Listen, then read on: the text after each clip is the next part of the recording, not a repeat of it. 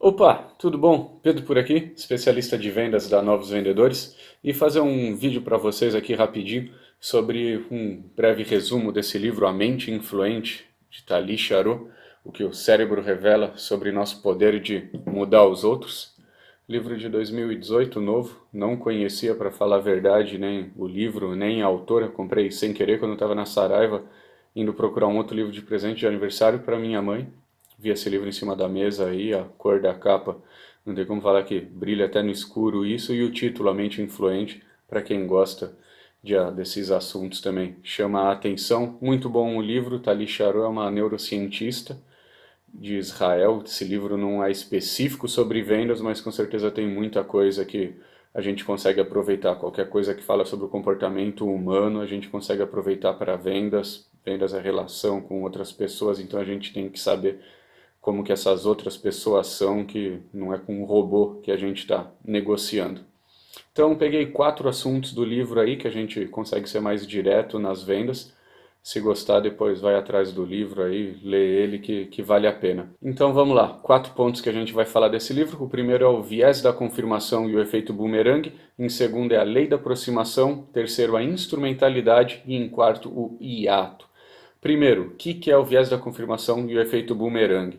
Ela explica que a gente, como ser humano, a gente gosta de receber informação, isso é natural do ser humano. E da mesma forma, nosso cérebro, por uma defesa nossa, tende a escolher sempre algumas coisas que a gente sabe que a gente vai gostar. Se a gente vai num cinema e a gente gosta de filme de ação, a gente está mais propenso a escolher filme de ação, porque nosso cérebro faz isso sabendo que a gente vai ter alguma sensação boa, que a gente vai ser recompensado por isso. Se você vai num restaurante, mesmo que você queira inovar no prato que você vai pedir alguma coisa que tem algum ingrediente que você gosta pelo mesmo motivo. É o nosso cérebro como uma defesa para a gente. E na negociação, como que a gente faz daí? Se a gente vai conversar com uma pessoa que já concorda com a gente, beleza, a gente só vai confirmar uma coisa que ela já acredita.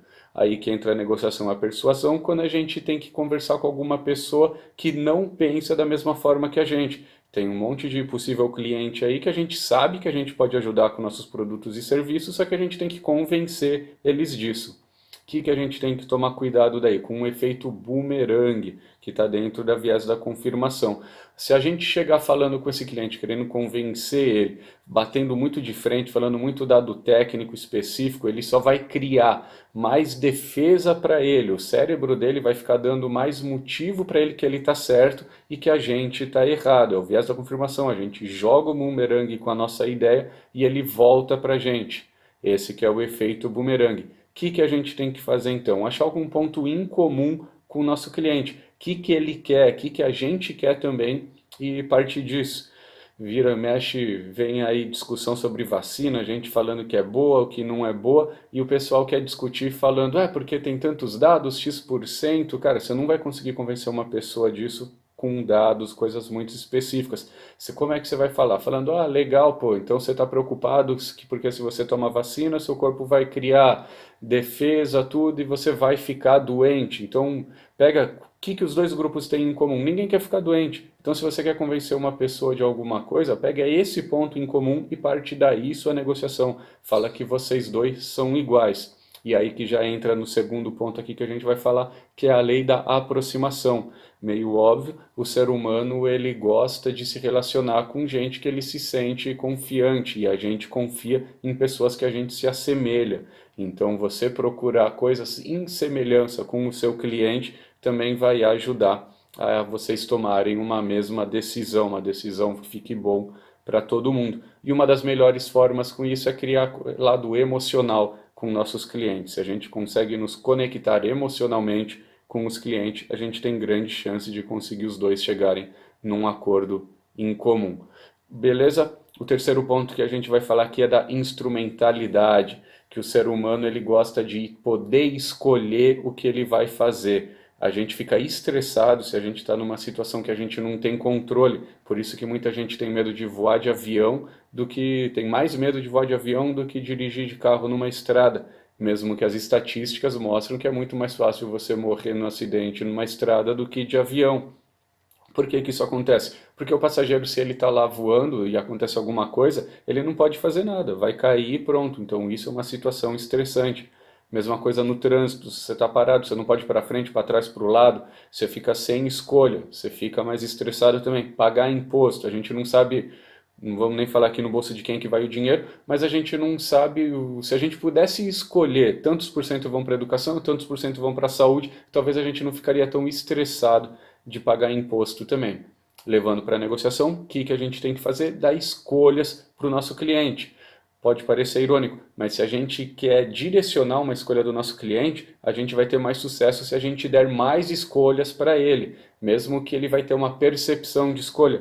É o exemplo da pizza média num restaurante, numa pizzaria. O dono da pizzaria não quer te vender a pizza média, quem vai lá não quer comprar a pizza média, mas é só para quem o cliente ter a impressão que ele está no controle. Aí já aproveitando também falando do gatilho da ancoragem, né, que é você colocar uma coisa próxima ao produto para você não ter a impressão que é tão caro. Por exemplo, igual eles usam, a gente comparar as coisas. A pizza média é bem pouca coisa mais barata do que a pizza grande. Isso faz com que a pizza grande não pareça que é tão cara. Então o cliente vai lá, tem a impressão que está no controle e ainda vai pode até pagar um pouco mais na pizza. Quarto ponto aqui, já indo para o final, é o hiato.